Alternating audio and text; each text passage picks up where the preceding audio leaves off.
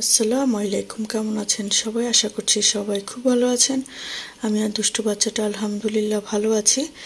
তো সকাল সকাল চা খেয়ে নিচ্ছিলাম, দুষ্টুটাকে স্কুলে দিয়ে এসেছি, এসেই হচ্ছে রান্না বান্না রেডি করে নিচ্ছিলাম। তো এই যে দুষ্টুটা স্কুল থেকে রান্না শুরু করার আগেই চলে এসেছে, আমি যে নিয়ে আসলাম। আর হচ্ছে এই যে দেখেন, তাকে কলা খেতে দিয়েছি, আর সে খেতে যাচ্ছে না বলে আমি বললাম আচ্ছা ঠিক আছে, আমিও একটা কলা নিচ্ছি, দেখি কে ফার্স্ট হয়। তো এই যে দেখেন, সে পুরোটা চ্যালেঞ্জ কমপ্লিট করার জন্য মুখে দিয়ে দিয়ে নিয়েছে মাশাল্লাহ। এরপরে তার সাথে দুষ্টুমি শেষ করে আমি রান্না করতে আসলাম। এখানে পেঁয়াজ বেরেস্তা করে নিলাম। এরপরে তাকে বললাম যে তাড়াতাড়ি করে যাও, তুমি গোসলটা সেরে নাও, পড়তে বসতে হবে, যেহেতু সামনে এক্সাম। তো যাই হোক, সে খেলাধুলা করে নিচ্ছিল। আজকালকার বাচ্চারা তো কোনো মাঠ নেই, কোথায় আর খেলবে, বাসা ছাড়া কোনো গতি নেই। এরপরে হচ্ছে আমি কিছু বেরেস্তা এখানে হচ্ছে রেখে দিয়েছিলাম। তারপরে হচ্ছে আদা রসুন পেঁয়াজ এখানে দিয়ে দিয়ে নিয়েছি পরিমাণ মতো, যেহেতু আমি এখানে হচ্ছে আজকে বিফ বিরিয়ানি করব। আর পেঁয়াজটা আমার কাছে কম লাগছিল বলে পেঁয়াজ কুচিও দিয়ে নিয়েছি। সাথে হচ্ছে দিয়েছি জয়ফল জয়ত্রী বাটা, পোস্ত দানা, সাথে হচ্ছে বাদাম বাটা দিয়েছি, আর সামান্য পরিমাণে দিয়েছি শাহি জিরা। এরপরে হচ্ছে ধনিয়া গুঁড়ো, মরিচ গুঁড়ো, জিরা গুঁড়ো দিয়েছি, হলুদ গুঁড়া তো এখানে যাবে না। তো আরেকটা জিনিস আমি দিয়েছি এখানে হচ্ছে সরিষা তেলটা দিয়েছি। এরপরে হচ্ছে মাংসগুলো মশলা কষিয়ে মাংসগুলো দিয়ে দিয়েছি। যেহেতু কোরবানি চলেই এসেছে, তাই ভাবলাম যে আপুদের সাথে রেসিপিটা শেয়ার করেই রাখি, অনেক আপুদের কাজে আসবে, নতুন যেসব রাঁধুনি আপুরা আছেন। তো মাংস কষানোর এক পর্যায়ে পর্যায়ে আমি একটু একটু করে বেরেস্তাটা দিয়ে দিচ্ছিলাম।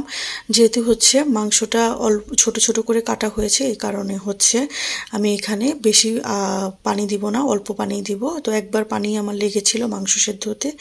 এ ফাঁকে হচ্ছে মাংস সেদ্ধ দিয়ে এসে দুষ্টু বাচ্চাটাকে হচ্ছে ডাব খেতে দিলাম। আর সে লক্ষ্মী বাচ্চা, পড়তে বসতে বললেই বসে, সে পড়তে বসেছে, এরপরে লেখা কমপ্লিট করছিল।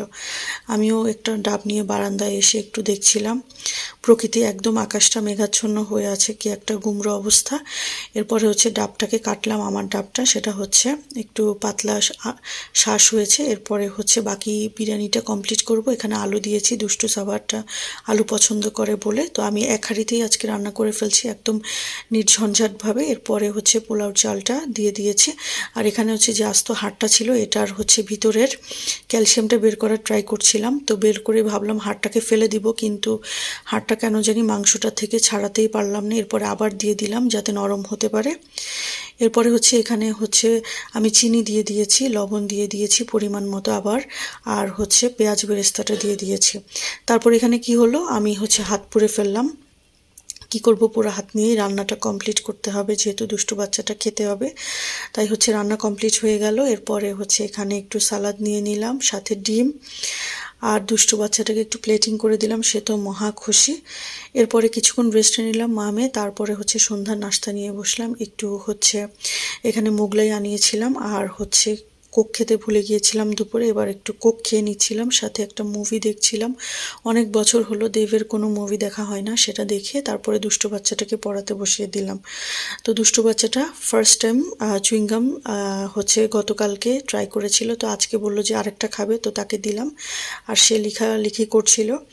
তারপরে সন্ধ্যার চা খেতে ভুলে গেলাম। এরপরে নিজের জন্য একটু চা বানিয়ে আর দুষ্টু বাচ্চাটাকে পড়াচ্ছিলাম। তো এই ছিল আমাদের আজকের ভিডিও। সবাই ভালো থাকবেন, আল্লাহ হাফেজ।